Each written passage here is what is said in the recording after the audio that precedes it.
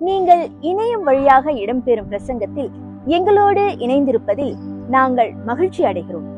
ஆண்டவருடைய வார்த்தையை கேட்பதற்கு முன்பாக வேத வாசிப்பு வாசிக்கப்படும். We are so glad you could join us for online sermon today. Before we hear God's word, we will have the scripture read. கர்த்தருக்கு சோஸ்திரம். இன்று தேவ செய்திக்கென்று தெரிந்து கொள்ளப்பட்ட பழைய ஏற்பாட்டின் வேத பகுதி 1 ராஜாக்கள் 17ஆம் அதிகாரம் வசனங்கள் 17 24 வரை வாசிக்கப்படும். பழைய ஏற்பாட்டில் பக்கம் 453. இவைகள் நடந்த பின்பு வீட்டுக்காரியாகிய அந்த ஸ்திரீயின் மகன் வியாதியில் விழுந்தான். அவனுடைய சுவாசம் போகும் மட்டும் அவனுடைய வியாதி அதிகரித்து கொண்டே இருந்தது. அப்பொழுது அவள் எலியாவை நோக்கி, தேவனுடைய மனுஷனே, எனக்கும் உமக்கும் என்ன? என் அக்கிரமத்தை நினைக்க பண்ணவும் என் குமாரனை சாக பண்ணவுமா என்னிடத்தில் வந்தீர் என்றாள். அதற்கு அவன், உன் குமாரனை என்னிடத்தில் தா என்று சொல்லி அவனை அவள் மடியிலிருந்து எடுத்து தான் தங்கியிருக்கிற மேல் வீட்டிலே அவனை கொண்டு போய் தன் கட்டிலின் மேல் வைத்து, என் தேவனாகிய கர்த்தாவே, நான் தங்கியிருக்க இடம் கொடுத்த இந்த விதவையின் மகனை சாக பண்ணினதினால் அவளுக்கு துக்கத்தை வருவித்தீரோ என்று கர்த்தரை நோக்கி கூப்பிட்டு அந்த பிள்ளையின் மேல் 3 தரம் குப்புற விழுந்து, என் தேவனாகிய கர்த்தாவே, இந்த பிள்ளையின் ஆத்துமா அவனுக்குள் திரும்பி வரப்பண்ணும் என்று கர்த்தரை நோக்கி விண்ணப்பம் பண்ணினான். கர்த்தர் எலியாவின் சத்தத்தை கேட்டார். பிள்ளையினுடைய ஆத்துமா அவனுள் திரும்பி வந்தது. அவன் பிழைத்தான். அப்பொழுது எலியா பிள்ளையை எடுத்து மேல் வீட்டிலிருந்து அவனை கீழ் வீட்டிற்குள் கொண்டு வந்து அவனை அவன் தாயின் இடத்தில் கொடுத்து, பார், உன் பிள்ளை உயிரோடு இருக்கிறான் என்று சொன்னான்.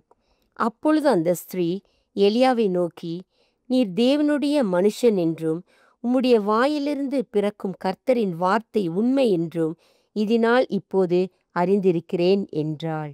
ஆமேன். இது தேவனுடைய வசனம். அனைவரும் சேர்ந்து சொல்வோம், தேவனுக்கு சோஸ்திரம். உங்கள் அனைவரையும் சந்திப்பதில் மீண்டுமாக சந்தோஷம் அடைகிறேன். இந்த நேரத்தில் கூட நாம் இந்த நேரத்தை ஆண்டவரிடத்தில் ஒப்பு கொடுப்போமாக. நம் தலைவணங்கி நம் உள்ளத்தை திறந்து தேவனோட வார்த்தைக்கும் அவரோட சத்தத்துக்கும் நாம் செவி கொடுப்போமாக. நம்ம உள்ளத்தை அவருக்கு ஒப்பு கொடுத்து கூட இந்த நேரத்தில் அவரோட வார்த்தை மூலமாக அவர் நம்ம இடத்தில் பேசும்படி கூட நம் உள்ளத்தையும் நம்மளோட ஆத்மாவையும் சிந்தனையும் ஆயத்தப்படுத்துவோமாக. பிதாவே, நாங்கள் நன்றி செலுத்துகிறோம். நீர் அனுதினமும் எவ்வளவாக நீர் எங்களை நேசிக்கிறீர் என்று வெளிப்படுத்துறதுக்காக நாங்கள் நன்றி செலுத்துகிறோம். இந்த நாளில் கூட ஆண்டவரை நாங்கள் கூடி வந்து உமது வார்த்தை நாங்கள் கேட்கும்போது உமது வார்த்தை தாமே எங்களை பலப்படுத்தவும் ஆண்டவரே எங்களோட வாழ்க்கையை சரிப்படுத்தவும் எங்களை வழிநடத்தும். எங்கள் உள்ளங்களை ஆராய்ந்து பார்த்து ஆண்டவரே, எந்தெந்த இடங்களில் நாங்கள் மனம் திரும்ப வேண்டுமோ, எந்தெந்த இடங்களில் ஆண்டவரை நாங்கள் பலனடைய வேண்டுமோ, அதே தாமே உமது ஆவியானவர் மூலமாக எங்கள் வாழ்க்கையில் செயல்படும்படி கூட நாங்கள் இயேசு கிறிஸ்து நாமத்தில் ஜெபிக்கிறோம் எங்கள் ஜீவனுள்ள பிதாவே, ஆமென். இந்த நாளின் பிரசங்கத்தின் தலைப்பு, the title of today's message is God is working in and through you. தேவன் உங்களுக்குள்ளும் உங்கள் மூலமாகவும் செயல்படுகிறார் என்ற தலைப்பில் கூட இந்த நாளில் வாசிக்கப்பட்ட 1 ராஜாக்கள் 17வது அதிகாரத்தில் வசனங்கள் 17-24 வரை வாசிப்பதை நீங்கள் கேட்டீர்கள். You know, based on the text that was read today from 1 Kings 17, verses 17 to 24, I want to bring to you the news that God is working in you and through you. ஆண்டவர் உங்களுக்குள்ளும் உங்கள் மூலமாகவும் அவர் காரியங்களை தொடர்ந்து செயல்படுத்தி கொண்டே இருக்கிறார். நாம் வாழும் இந்த நாட்களில் அநேக போராட்டங்கள் இருக்கலாம், அநேக உபத்திரங்கள் இருக்கலாம். We live in times that are very challenging, not only within our nation but across the world. We see challenges and struggles that we need to face every day. And in that midst, we may not be able to sometimes feel or sense God working in us. அந்த சூழ்நிலைகளில், அந்த கடினமான நேரங்களில், சில நேரத்தில் ஆண்டவர் நமக்குள் தொடர்ந்து இருக்கிறார், செயல்படுகிறார், வழிநடத்துகிறார் என்ற அந்த உணர்வுகள், அந்த சிந்தனைகள், அது சில நேரங்களில் நம்ம அதில் உணராம கூட, அது அந்த சூழ்நிலையினால அறியாம கூட இருக்கக்கூடும். நான் விசுவாசிக்கிறேன், இந்த நாளில் இந்த வாசிக்கப்பட்ட இந்த வசனங்கள் உங்களை பலப்படுத்தும். ஆண்டவர் உங்களோடு இருக்கிறார், உங்களை வழிநடத்துகிறார், உங்கள் மூலமாக காரியங்களை செயல்படுத்துகிறார் என்ற அந்த உறுதி இந்த நாளில் கூட உங்கள் உள்ளத்தில் வரும்படியாக நான் விரும்புகிறேன். இந்த வாசிக்கப்பட்ட வசனங்களை நன்றாக நாம் அறிந்து கொள்ள வேண்டும் என்றால், அந்த முழு அதிகாரத்தை நாம் அறிந்து கொள்வது நல்லது. If we want to really understand this passage well, then we need to understand the whole chapter. This is during the time of King Ahab.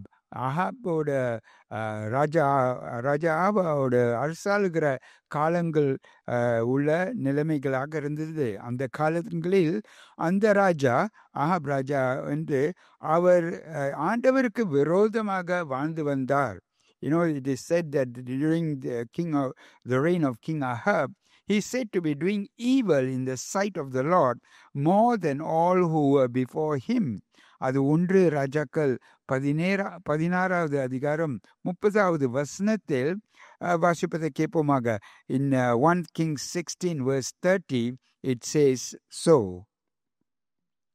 உம்ரியின் குமாரனாகிய ஆகாப் தனக்கு முன்னிருந்த எல்லாரை பார்க்கிலும் கர்த்தரின் பார்வைக்கு பொல்லாப்பானதை செய்தான்.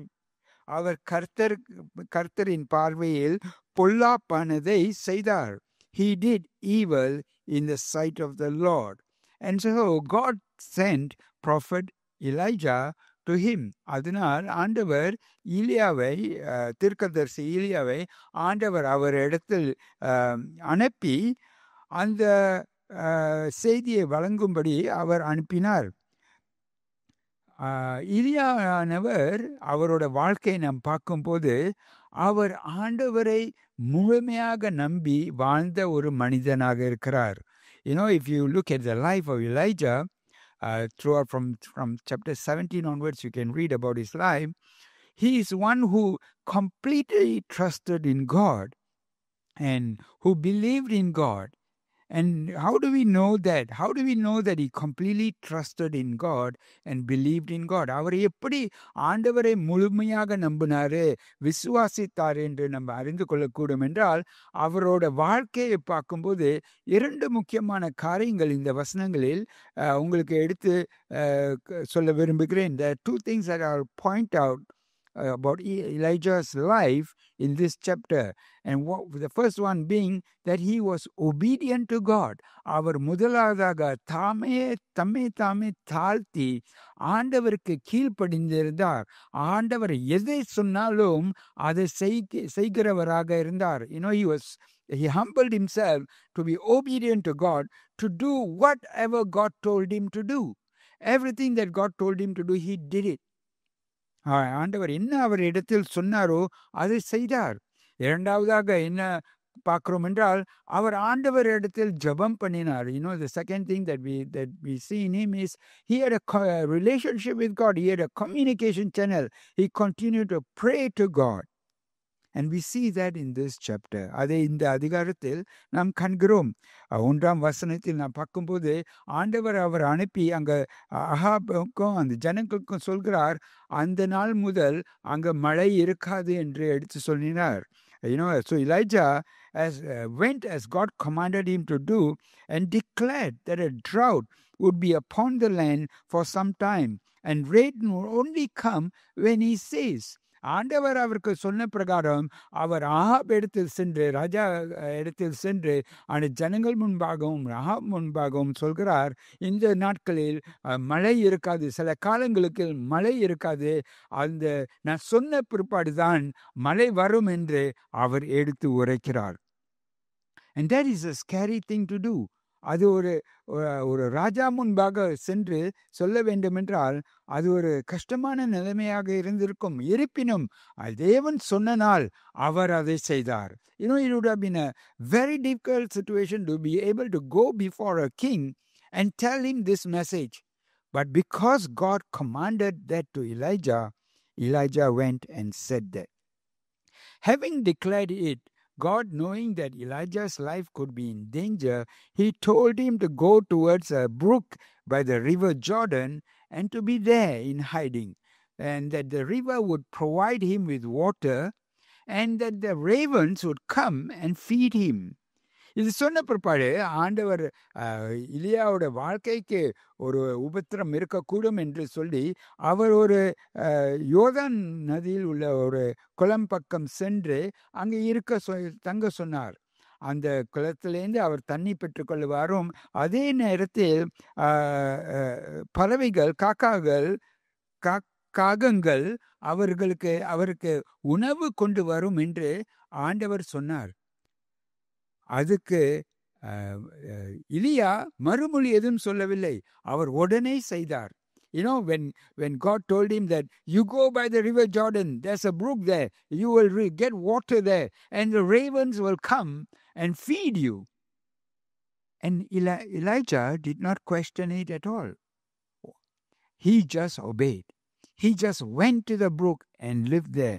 And just as God said, the ravens brought food to him and fed him and provided for him. ஆண்டவர் சொன்ன பிரகாரம் அந்த காகங்கள் கூட அவர்கள் இடத்தில் வந்து உணவு கொடுத்து அவர் அங்கு தங்கினார். ஆனால் சில காலங்கள் பிற்பாடு அந்த நதியில் உள்ள தண்ணியும் காய்ந்து போய் விட்டது, வற்றி விட்டது. அங்கே தண்ணி இல்லாத ஒரு நிலைமையாக இருந்தது. But then after some days the water there dried up and there was no more water. And so God told him to go to a town in Zarephath where a widow would feed him. அதுக்கு பிற்பாடு ஆண்டவர் சொன்னார், அந்த தண்ணி வற்ற பிற்பாடு ஆண்டவர் சொன்னார், இப்பொழுது கிளம்பி நீ ஜரஃபாத் என்ற நகரத்துக்கு செல்லு, அங்கே ஒரு விதவை உனக்கு உன்னோட உணவின் தேவைகளை சந்திப்பார் என்று. And you know, God told Elijah to go to the Gentile woman and receive provision. ஒரு புறஜாதியோட விதவை இடத்தில் சென்று அவள் உனக்கு தேவையானது சந்திப்பார் என்று ஆண்டவர் சொல்கிறார். It probably seemed to make more sense to remain there than to go to a widow, but Elijah went. ஒரு விதவை அவர்கள் கஷ்டத்தில் இருக்கக்கூடும், அந்த விதவை இடத்தில் போய் உணவு எடுக்கிற பதிலாக இங்கே இருந்திடலாம் ஒரு சிந்தனை வரக்கூடும். ஆனால் இலியாக்கு அப்படி இல்லை. ஆண்டவர் சொன்னதை செய்து உடனே கிளம்பி போனார். அங்கே சென்று அந்த விதவையை பார்க்கும்போது அந்த நிலைமை, அந்த விதவையோட கஷ்டமான நிலைமையை பார்த்து கூட அவர் இப்படியாக சொன்னார். அது 1 ராஜாக்கள் 10வது வசனத்திலிருந்து 16வது வசனம் வரை வாசிப்பதை நாம் கேட்போமாக.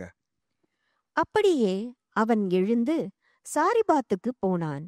அந்த பட்டணத்தின் ஒலிமுக வாசலுக்கு அவன் வந்தபோது அங்கே ஒரு விதவை விறகு பொறுக்கிக் கொண்டிருந்தாள். அவன் அவளை பார்த்து கூப்பிட்டு, நான் குடிக்கிறதற்கு கொஞ்சம் தண்ணீர் ஒரு பாத்திரத்தில் எனக்கு கொண்டு வா என்றான். கொண்டு வர அவள் போகிறபோது அவன் அவளை நோக்கி கூப்பிட்டு, கொஞ்சம் அப்பமும் உன் கையிலே எனக்கு கொண்டு வா என்றான். அதற்கு அவள், பானையில் ஒரு பிடி மாவும் கலயத்தில் கொஞ்சம் எண்ணெயுமே அல்லாமல் என்னிடத்தில் ஒரு அடையும் இல்லை என்று உம்முடைய தேவனாகிய கர்த்தருடைய ஜீவனை கொண்டு சொல்லுகிறேன். இதோ நானும் என் குமாரனும் சாப்பிட்டு செத்துப்போக அதை எனக்கும் அவனுக்கும் ஆயத்தப்படுத்துகிறதற்கு 2 விறகு பொறுக்குகிறேன் என்றாள். அப்பொழுது எலியா அவளை பார்த்து, பயப்படாதே, நீ போய் உன் வார்த்தையின்படி ஆயத்தப்படுத்து. ஆனாலும் முதலில் அதிலே எனக்கு ஒரு சிறிய அடையை பண்ணி என்னிடத்தில் கொண்டு வா. பின்பு உனக்கும் உன் குமாரனுக்கும் பண்ணலாம். கர்த்தர் தேசத்தின் மேல் மழையை கட்டளையிடும் நாள் மட்டும் பானையின் மா செலவழிந்து போவதும் இல்லை, கலசத்தின் எண்ணெய் குறைந்து போவதும் இல்லை என்று இஸ்ரவேலின் தேவனாகிய கர்த்தர் சொல்லுகிறார் என்றான். அவள் போய் எலியாவின் சொற்படி செய்தாள். அவளும் இவனும் அவள் வீட்டாரும் அநேக நாள் சாப்பிட்டார்கள். கர்த்தர் எலியாவைக் கொண்டு சொன்ன வார்த்தையின்படியே பானையிலே மா செலவழிந்து போகவும் இல்லை, கலசத்தின் எண்ணெய் குறைந்து போகவும் இல்லை. அங்கு நாம் பார்க்கிறோம், இலியா கீழ்ப்படிந்து, ஆண்டவரோட வார்த்தைக்கு கீழ்ப்படிந்து அவர் சென்று அந்த விதவையை பார்க்கும்போது அவள் ஒரு கஷ்டமான நிலைமையில் இருந்தாலும் அவரிடத்தில் அவர் உணவை கேட்கிறார். Elijah, as God commanded Elijah to go to the widow, he went. And when he saw her, she was in a very bad state where she was picking up sticks because she had no more food left. The last bit she and her son were going to eat, and they were going to die because that was the last bit. And still he asked her. She told him that, and still he told her, go and make some food for me first. Bring bake a bread for me first. And she did. And so we see obedience here. Not only was Elijah obedient to God's word, the widow was obedient to Elijah because he said God said so. Even though she was a Gentile and she did not know the God of Israel. இஸ்ரவேலின் தேவனை அந்த விதவை அறியாமல் இருந்தாலும் அவர் இந்த மனுஷன் ஆண்டவரோட வார்த்தை, ஆண்டவர் சொன்னார் என்று சொன்ன காரியத்தை கேட்டுக்கூட அவள் கீழ்ப்படிந்தார், அவரும் கீழ்ப்படிந்தார். நாம் பார்க்கிறோம், இலியாவோட வாழ்க்கையில் ஆண்டவர் வெவ்வேறு நிலைமைகளை உண்டாக்கிறார். We see in Elijah's life God transplanting him into different situations and circumstances. வெவ்வேறு சூழ்நிலைகளும் நிலைமைகளுக்குள் ஆண்டவர் இலியாவை எடுத்து செல்கிறதை நாம் இந்த வசனங்களில் பார்க்கிறோம். ஆனால் ஒவ்வொரு நிலைமையிலும் அந்த சூழ்நிலை மாறினாலும் நிலைமைகள் மாறினாலும் இலியா தொடர்ந்து ஆண்டவருக்கு கீழ்ப்படிந்து அவர் சொன்னதை அவர் உண்மையோடு செய்தான். Despite the difficult, challenging situations, Elijah was obedient to God. And this change in situations and circumstances made him stronger and stronger in his relationship with God. இந்த வெவ்வேறு சூழ்நிலைகளும் நிலைமைகளும் இலியாவுக்கு எப்படி இருந்தது என்றால், அவனோட உறவு, ஆண்டவரோடு இருக்கிற அந்த உறவு பலப்படுத்தியது.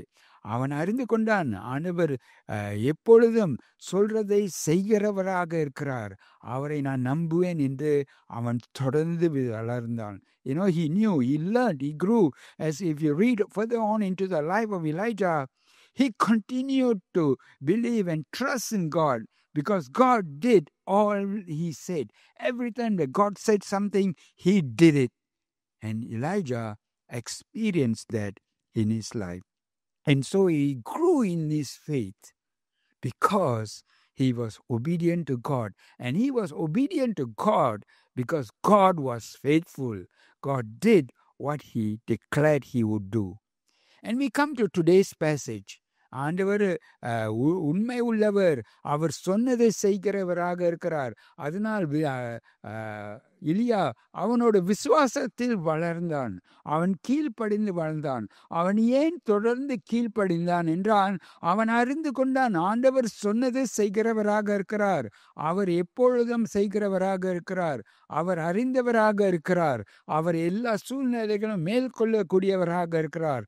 அதனால் அவன் கீழ்ப்படிந்து ஆண்டவர் சொன்னதை தொடர்ந்து அவன் செய்தான். அந்த சூழ்நிலையை விட்டு இந்த நாளில் வாசிக்கப்பட்ட வசனங்களுக்கே வருகிறோம். அவர்கள் 2 பேரும், அந்த விதவையும் அந்த மகனும் இலியாவும் தொடர்ந்து நன்றாக அந்த ஆண்டவர் கொடுக்கிற அந்த உணவு மூலமாக அவர்கள் கடந்து வரும்போது திடீரென்று அந்த விதவையோட மகன் மரித்து விடுகிறான். As God continued to fill the jar and provide for the women and the son and for Elijah, as they were continuing, suddenly one day the son dies. And the woman, she's taken aback that all of a sudden that her son who was fine suddenly died.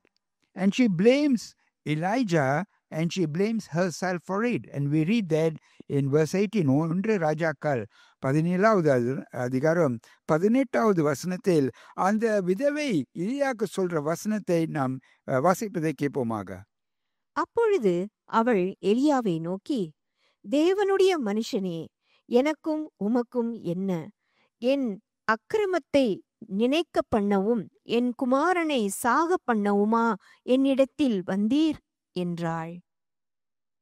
அவள் திடீரென்று அந்த எலியாவை நோக்கி சொல்கிறாள், தேவ மனுஷனே, உனக்கும் எனக்கும் என்ன? ஏன் என் மகன் என்னோட பாவத்தினால அவன் மறுத்து விட்டானா என்ற அந்த உணர்வுக்குள் அவள் சொல்கிறாள். She turns to him and says, oh man of God, what have you against me? Is it because of my sins you have come to remind me of my sin that my son is dead? And Elijah does not respond or react to her. Elia அவளுக்கு மறுமொழியோ சொல்லவில்லை. இல்ல, தம்மைத்தானே நான் இது செய்யவில்லை, ஆண்டவர் தான் செய்தார் என்று குறை சொல்லாமல் கூட மறுமொழி அவன் கொடுக்கவில்லை. அவன் என்ன செய்தான் என்றால், உடனே இந்த பிள்ளையை எடுத்துக்கொண்டு அவனோட அறைக்கு சென்று ஆண்டவரை நோக்கி ஆண்டவரை நாடினான். He did not respond to her. He did not react to the situation. But what he did is, he lifted up the son and took it to his room and turned to God.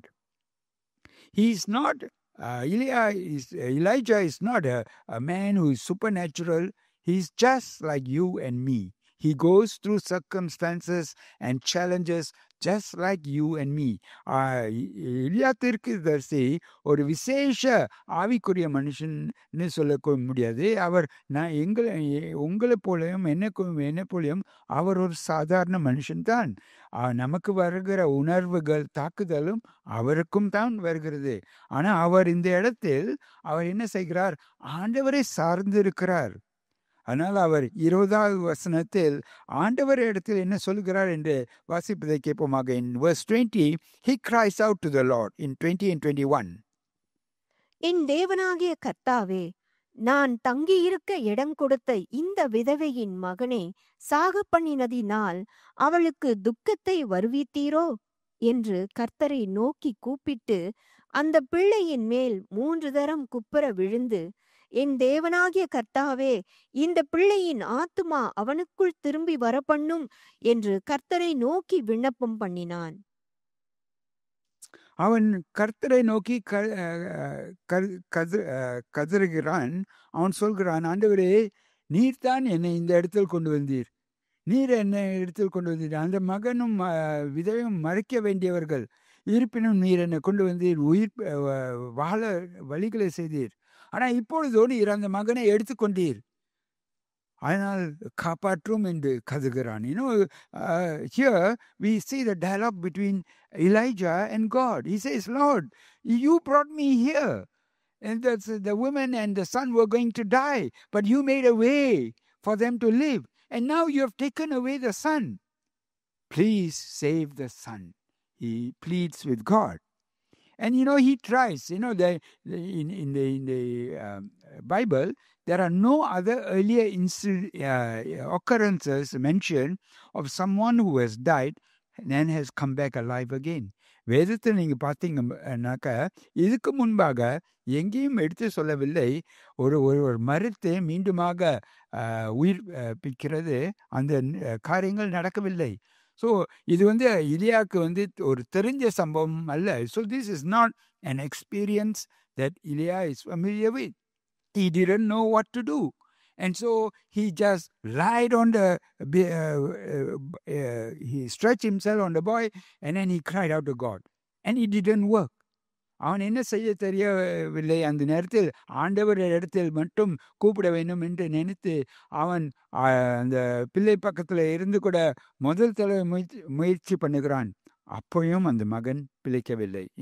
He stretched himself the first time the child did not come alive. He tried another time. It did not work either. இரண்டாம் முறை முயற்சி பண்ணுகிறான், அப்பையும் அந்த மகன் உயிர்ப்பிக்கவில்லை. அவன் வேதனைக்குள் ஆண்டவர் இடத்தில் கதறி அவன் மூன்றாம் தடவை செய்கிறான். அப்பொழுது பிள்ளை பிழைத்துக் கொள்கிறான். He cries out and to the Lord and he stretches himself, and then the child comes to life. We must remember, it is not the formula here to bring about God's power, but it is his cry to God, and that God acted upon. இங்கே நம்ம என்ன பார்க்க வேண்டும் என்றால், எப்படி ஒரு வழி, எப்படி மரணத்திலேருந்து நோய்கள்லேருந்து நம்ம விடுதலை பெறத்துக்கு ஆண்டவர் செய்கிறதுக்கு நம்ம என்ன செய்ய வேண்டும், வழியை தேடவில்லை. ஆனால் அவன் என்ன செய்தான் என்றால் ஆண்டவரை நோக்கி கதறினான். Elijah prayed with great heart and intimacy with God. அவன் மனதுருக்கத்தோடு ஒரு ஆண்டவரோட நெருங்கிய உறவோடு ஆண்டவரிடத்தை நோக்கி அவன் ஆர்வமாக ஜெபம் பண்ணுகிறார். He knew that God led him to the widow, and Elijah so therefore asked to save the boy. அவன் ஆண்டவர் இடத்தில் சொன்னான், நீர்தானே ஆண்டவர் என்னை இந்த இடத்தில் கொண்டு வந்தீர், அதனால் இந்த மகனை காப்பாற்றும் என்று அவன் ஆண்டவர் இடத்தில் கூப்பிட்டு சொல்கிறான்.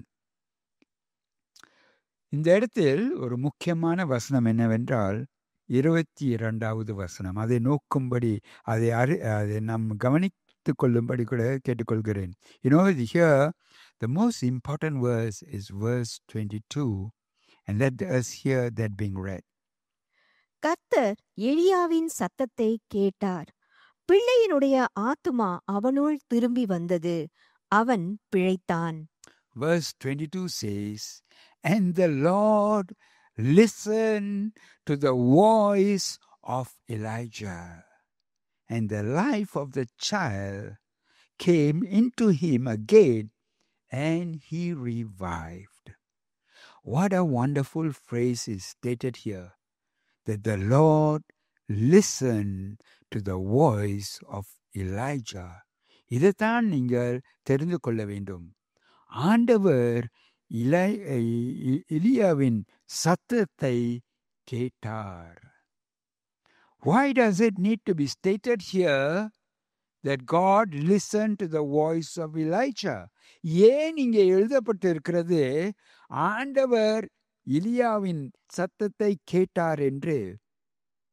ஏனென்றால் ஆண்டவர் எப்பொழுதும் கட்டளை கொடுத்து அவரோட சித்தம் பிரகாரம் நடக்கணும் என்று சொல்றவர் மட்டுமல்ல, அவரோட ஜனங்களுடைய சத்தத்தையும் கேட்கிறவராக இருக்கிறார். It's reminded here to us that God is not always just telling us what to do, how to live, and what He will do for us, but He is also listening to His people. God listens to the voice of those obedient to Him. அவருக்கு கீழ்ப்படிந்து அவருக்காக வாழ்கிற ஜனங்களுடைய சத்தத்தை அவர் கேட்கிறவராக இருக்கிறார்.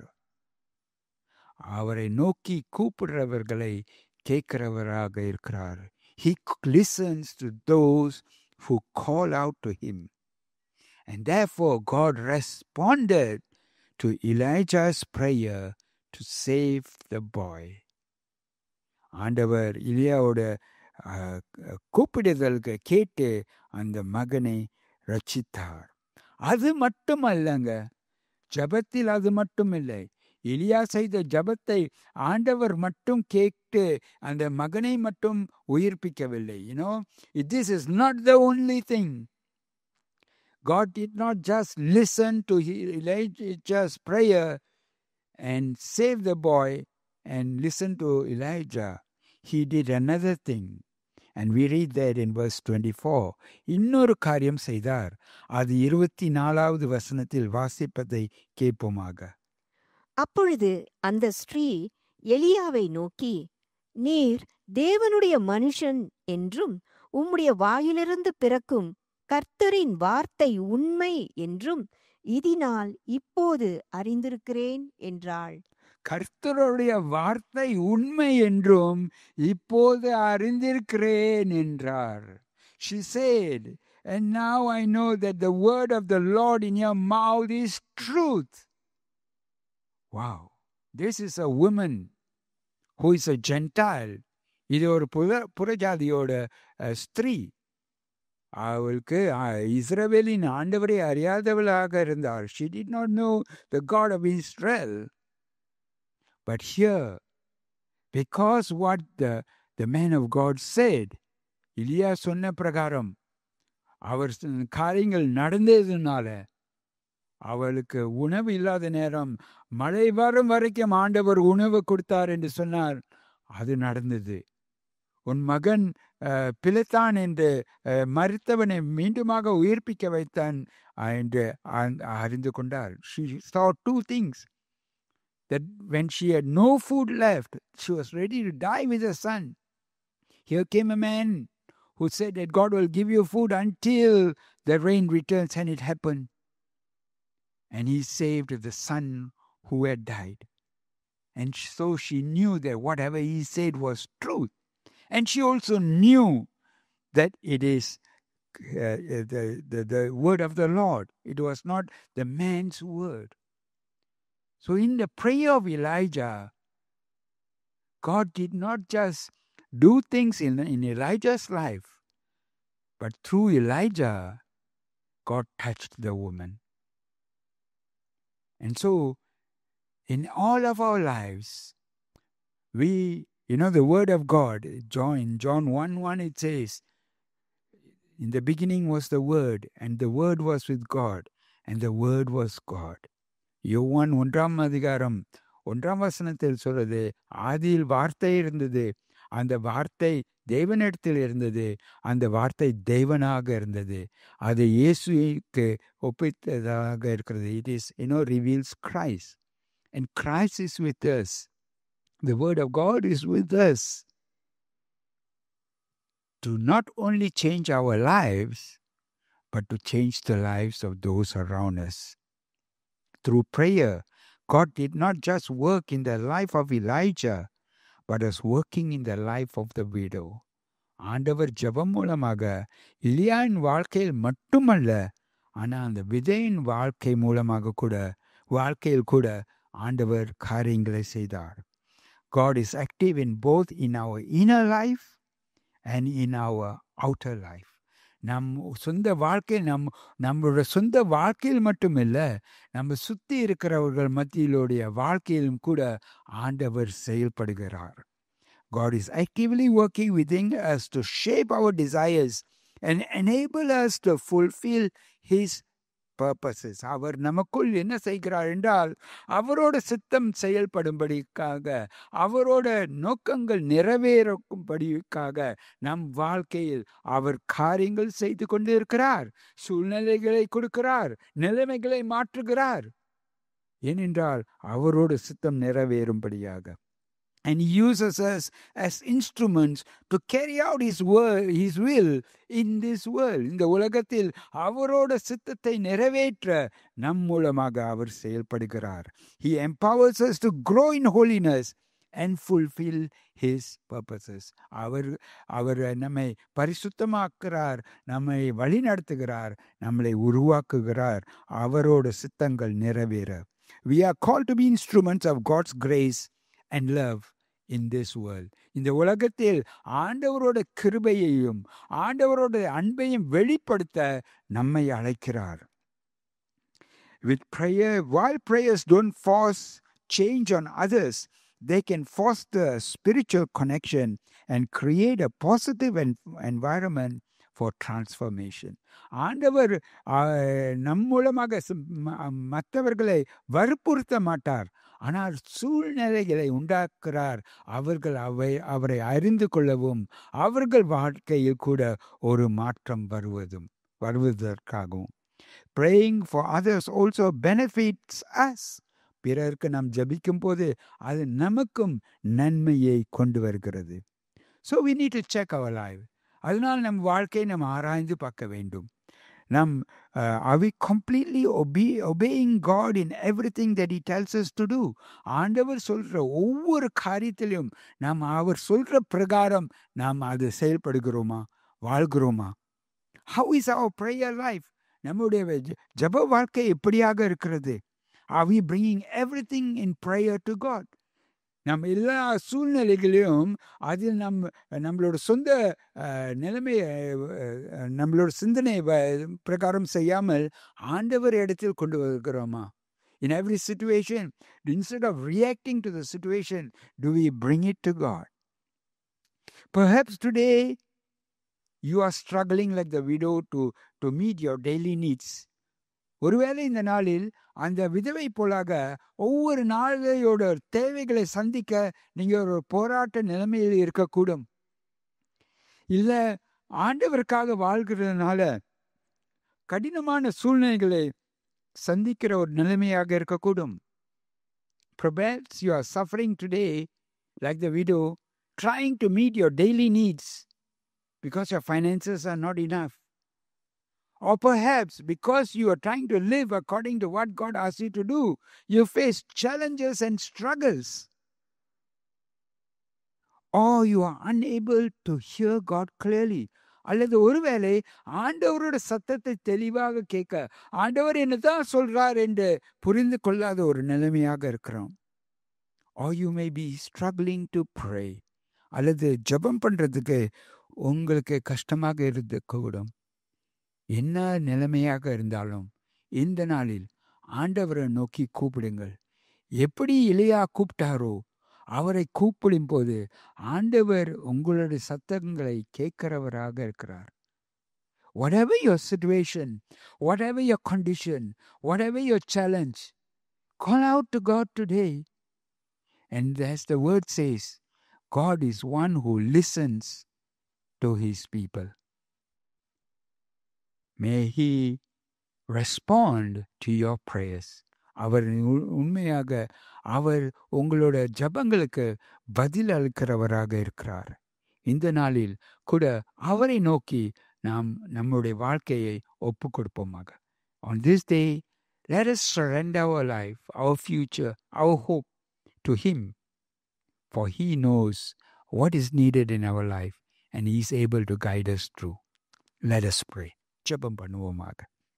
ஆண்டவரே, இந்த நாளில் எலியாவின் வாழ்க்கை மூலமாக அவரோட வாழ்க்கையில் அவர் உம்மை கீழ்ப்படிந்து எல்லா சூழ்நிலையிலும் உம்மிடத்தில் ஜெபம் பண்ற ஒரு மனிதனாக காணப்படுகிறார்.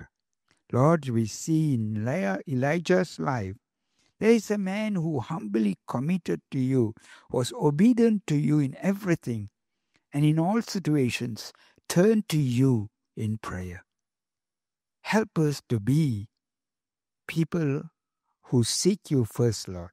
உம்மை முதலாவதாக நாடுகிற ஜனங்களாக எங்களை மாற்றும் ஆண்டவரே. We know that you are working in us and through us.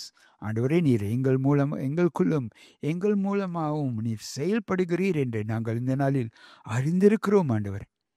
தொடர்ந்து நாங்கள் அப்படியாக ஜீவிக்க உமது ஆவியானவர் மூலமாக எங்களுக்கு உதவி செய்யும். Help us, Lord, through your Spirit, to live such a life where you are able to work in us and through us for your glory. உமது நாமம் மகிமைக்காக. இதை அனைத்தும் இயேசு கிறிஸ்து நாமத்தில் ஜெபிக்கிறோம் எங்கள் ஜீவனுள்ள பிதாவே. ஆமென். தேவனுடைய வார்த்தையால் நீங்கள் ஆசீர்வதிக்கப்பட்டீர்கள் என நம்புகிறோம். பிரசங்கத்தை கேட்ட பிறகு உங்களுக்கு ஏதேனும் கேள்விகள் இருந்தால் அல்லது யாரிடமாவது பேச வேண்டும் என்றால் எங்கள் சபை அலுவலகத்தை தொடர்பு கொள்ளுங்கள். நீங்கள் தனிமையில் இல்லை என்றும் உங்களோடு சேர்ந்து பயணம் செய்ய நாங்கள் சபையாக முன்வருகிறோம் என்பதை நீங்கள் அறிய வேண்டும் என்று நாங்கள் விரும்புகிறோம். நீங்கள் கர்த்தருக்குள் ஒரு நபராக வளர்ச்சி அடைவதற்கு உங்களது பாதுகாப்பான இடமாக நாங்கள் இருக்க விரும்புகிறோம். இந்த வாரம் உங்களுக்கு சிறந்த வாரமாக அமையட்டும். ஆண்டவர் உங்களை ஆசீர்வதிப்பாராக. We hope you have been blessed by the word of God today.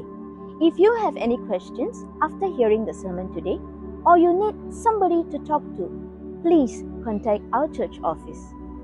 We would like you to know that you are not alone and that we as a church are willing to journey with you. We hope to be your safe space where you can grow in Christ as a person.